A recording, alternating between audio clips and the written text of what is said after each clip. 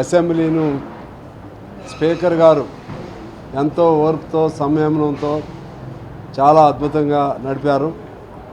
ఇది ఇంకొద్దిగా సమయం ఉన్నట్లయితే బాగుంటుందనేది నేను భావిస్తూ ఉన్నాను. ఇంకొక 5-6 రోజులైతే డిమాండ్స్ ఒక్కరోజే అన్నేసి డిమాండ్స్ కాకుండా చర్చించడానికి కూలంకషంగా అవకాశం ఉండేది.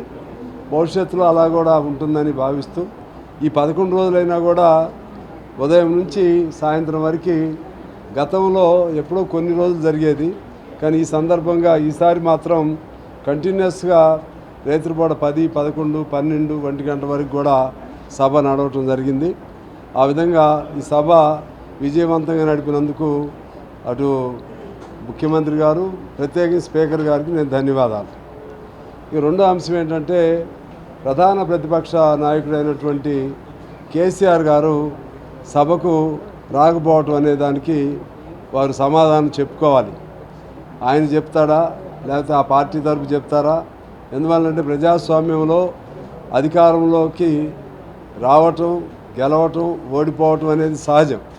కానీ ఓటమిని భరించలేనట్లుగా నేను ఓడిపోయి ప్రతిపక్ష స్థానంలో కూర్చోలేను అనే ఒక అభద్రతా భావం కానివ్వండి, లేకపోతే అవమానకరమైన భావన వల్ల కానీ ఆయన రాకపోవటం అనేది అది మంచిది కాదు. ప్రజాస్వామ్యానికి రావాలి, వచ్చి సందర్భోచితంగా అన్నిటికీ ఆయన మాట్లాడకపోయినా సందర్భోచితంగా మాట్లాడాలి, లేకపోతే పెద్దలకైనా ఆడ కూర్చోవాలి. అది ప్రజాస్వామ్యం గురించి గొప్పగా చెప్పేటువంటి వాళ్ళు ఆ విధమైన పోకళ్ళకు పోవటం వలన అది మంచిగా ఉండదు, మంచి జరగదు. ఆయన భవిష్యత్తు అయినా సరే అసెంబ్లీకి వస్తే ధైర్యంగా వచ్చినట్లు అనుకుంటారు. లేకపోతే ఇప్పుడు ఏదో ఆయన తప్పు చేసి రావట్లేదా, లేకపోతే ఇంకేదైనా చెప్పలేక రావట్లేదా, కారణం ఏంటి అనేది రకరకాలుగా వస్తూ ఉంటుంది. ఇంకో ఎక్కువ రోజులు రాకపోతే కూడా కొన్ని ఇబ్బందులు కూడా ఉంటాయి. ఎక్కువ రోజులు అటెండ్ కాకపోతే దానికి చాలా రీజన్స్ కూడా ఉంటాయి. నేను ఇంత ఓపెన్గా చెప్పను. రాకపోతే ఆయనకే ఇబ్బంది అవుతుంది, రావాల్సిన అవసరం ఉంది. ఇక రెండోది, సభలో స్పీకర్ గారు అంత మంచి అవకాశం ఇస్తున్నా కూడా కొంతమంది దుర్వినియోగం చేసుకోవటం జరిగింది. భాష ఇష్టం వచ్చిన పద్ధతుల్లో స్పీకర్ గారి పట్లే కాకుండా మామూలుగా మాట్లాడేటప్పుడు కూడా వ్యక్తిగత దూషణలు, భాషణలు అవి సభలో జరగకూడదు. కానీ అలా జరగటం వలన, ఎందుకంటే బయట వేదికలు ఉంటాయి, రాజకీయ వేదికలు, రాజకీయంగా బయట ఎన్నైనా మాట్లాడుకోవచ్చు. కానీ సభలో అంశాల వారీగా మనకి ఉండే టైం లిమిటెడ్ టైము, ఆ లిమిటెడ్ టైంలో అంశాల వారీగా మనం ఆ అంశాలపైన మనం మాట్లాడితే ఖచ్చితంగా ప్రజలకి సంబంధించిన సబ్జెక్టు అర్థమవుతుంది, జరుగుతున్న పరిణామాలు అర్థమవుతుంది. కానీ అలా జరగకుండా ప్రతి సందర్భంలో ఏదో పద్ధతిలో బ్రేక్ చేయాలని కొంతమంది చూస్తాం, దురదృష్టకరం. ఇక మూడో అంశం ఏంటంటే ఈ మన బడ్జెట్కి సంబంధించి ఈ బడ్జెట్లో ఇప్పుడున్న పరిస్థితుల్లో ఇంతకంటే చేయటానికి కూడా ఏమీ ఉండదని నేను భావిస్తాను. ఎందుకనంటే ఉన్నాయి, చాలా లోటుపాట్లు ఉన్నాయి, అనుకున్న మేరకు ఆశించిన మేరకు లేవు. కానీ కారణం ఏంటనేది మనం లోతుకెళ్తే అది ఎప్పుడూ లేనన్ని అప్పులు ఈ ప్రభుత్వం వచ్చేసరికి ఉన్నాయి. మళ్ళీ అప్పులు చేసిన వాళ్ళే ఆ పథకం ఏమైంది, ఈ పథకం ఏమైంది అని అడగటం అనేది హాస్యాస్పదంగా ఉంది. ఆ విధంగా అప్పులు వాళ్ళే చేస్తారు, మళ్ళా అది ఆ పథకం ఎందుకు పెట్టరు, లేదా దానికి ఎందుకు ఖర్చు చేయరు, ఇవన్నీ ఈ పద్ధతిలో జరుగుతూ ఉన్నాయి. సరే, ప్రభుత్వంగా హామీలు ఇచ్చింది కానీ హామీలు అమలు చేయాలంటే వాస్తవంగా డబ్బులు లేవు. డబ్బులు వచ్చే మార్గం ఏంటి? నిధులు లేకుండా ఎవరెన్ని చెప్పినా సాధ్యం కాదు.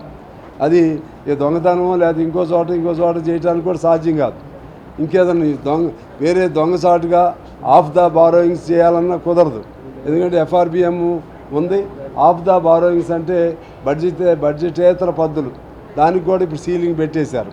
అందువల్ల ఎట్లా ఇది బయటపడాలంటే ఖచ్చితంగా కేంద్రం తను ఇవ్వాల్సినటువంటి నిధులు ఇవ్వాలి. కేంద్రం మన పట్ల వివక్ష చూపెడుతుంది, తెలంగాణ పట్ల వివక్ష చూపెడుతుంది. దక్షిణాది రాష్ట్రాల్లో ఒక ఏపీ మినహా మిగిలిన అన్ని దక్షిణాది రాష్ట్రాల పట్ల కూడా వివక్ష చూపెడుతుంది. ఆ విధంగా కేంద్రం సంబంధించి మనకు రావాల్సినవి కూడా రావట్లేదు. మనకి దానిలో సంబంధించి మన సెంట్రల్ పూల్ ఒకటి ఉంటుంది, దాని డెవల్యూషన్ అంటారు. ఆ డెవల్యూషన్ ప్రకారంగా యూపీకి ఏమో 17% ఉంటుంది, మనకు 2% ఇస్తారు. ఆ విధమైనటువంటి అంత వివక్షత. బీహార్కి ఏమో 10% ఉంటుంది, మనకి 2% ఉంటుంది. ఈ విధమైనటువంటి వివక్షత చూపెట్టడం, అదేవిధంగా ఒక్క ప్రాజెక్టు కూడా సహకారం. పక్కన ఏపీ చంద్రబాబు గారు బీజేపీతో స్నేహితుడు అయ్యేసరికి ఇవాళ అక్కడ పోలవరం ప్రాజెక్టుకి వస్తుంది, విశాఖ స్టీల్కి వస్తుంది, మనకు బయ్యారం పట్టించుకునే వాళ్ళు లేరు. అదేవిధంగా మన పాలమూరు రంగారెడ్డి ప్రాజెక్టుకి పట్టించుకునే వాళ్ళు లేరు. ఒక్క రూపాయి కూడా కేంద్రం నుంచి మనకి సహాయం రాని పరిస్థితులు ఉన్నాయి. అందువలన ఇవాళ రాష్ట్రంగా నేనైతే ఒక సూచన కూడా చేశాను. యూనిటీ అండ్ స్ట్రగుల్, ఐక్యత ఉండాలి, పోరాటం కూడా చేయాలి. అదేవిధంగా అలా చేయకపోతే రాను రాను ఇవాళ తీర్మానం కూడా పెట్టారు. దక్షిణ రాష్ట్రాలకు సంబంధించి డీలిమిటేషన్ వలన జరిగే నష్టాన్ని ముందుగానే గమనంలో తీసుకుని ఆ డీలిమిటేషను వన్ సైడ్కి చేయడానికి వీల్లేదనే తీర్మానం కూడా జరిగింది. ఆ విధంగా అది తమిళనాడు నుంచి మొదలైంది. ఇలాగే జరుగుతూ ఉంటే దక్షిణ ఉత్తర అనే తేడాలు వస్తాయి, ప్రమాదకరమైన సంకేతం కూడా అవుతుంది. అందువల్ల బీజేపీ దాన్ని నుంచి విరమించుకోవాల్సిన అవసరం ఉంది. ఆ మేరకు ఇవాళ మన అసెంబ్లీలో తీర్మానం కూడా చేయటం జరిగింది. అదేవిధంగా లంబాడీస్కి సంబంధించిన భాష వాళ్ళకి 8th షెడ్యూల్లో చేర్చాలని చెప్పి ఒక తీర్మానం పెట్టారు. అది గోలి బంజారాకు సంబంధించి దాన్ని కూడా మేము ఆహ్వానిస్తూ ఉన్నాం. ఈ విధంగా మన భవిష్యత్తులో ఈ రాష్ట్రంలో, తెలంగాణ రాష్ట్రంలో మనకి బయ్యారం కానీ ఇటువంటి ప్రాజెక్టులు వీటన్నిటిలో కేంద్రం తగు సహాయం చేయకపోతే, లేకపోతే మన వాటా మనకి ఇవ్వకపోతే భవిష్యత్తులో పోరాటాలని కమ్యూనిస్ట్ పార్టీగా అసెంబ్లీలో వాయిస్ వేరు, బయట ప్రజా ఉద్యమాలు చేయగలిగిన శక్తివంతమైన పార్టీ మా పార్టీ. వందల వేల లక్షల మంది మాకు కార్యకర్తలు ఉన్న పార్టీ. ఆ విధంగా పోరాటం చేస్తాం. అదేవిధంగా ఈ రాష్ట్ర ప్రభుత్వానికి సంబంధించి వాళ్ళు మంచి అంశాలు వచ్చినప్పుడు స్నేహ పార్టీగా సహకరిస్తాం, సలహాలు ఇస్తాం.